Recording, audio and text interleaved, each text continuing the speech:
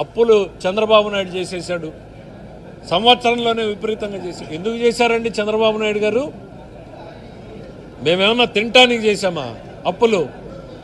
మీ 5 ఏళ్ల పాలనలో 10 లక్షలకు పైగా కోట్లకు చేరిపోయినటువంటి అప్పులు, 9,74,000 కోట్ల రూపాయల అప్పులు.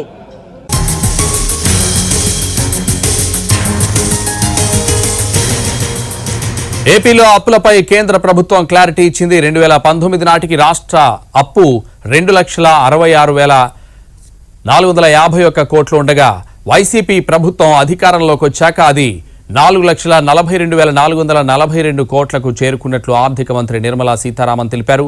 వైసీపీ సర్కార్ ఈ 4 ఏళ్లలో 1,77,991 కోట్ల అప్పు చేసినట్లు పార్లమెంట్లో తెలిపారు. ఆర్థిక సంఘం సిఫార్సులకు లోబడే ఏపీ అప్పులు ఉన్నట్లు ఆమె తేల్చి చెప్పారు.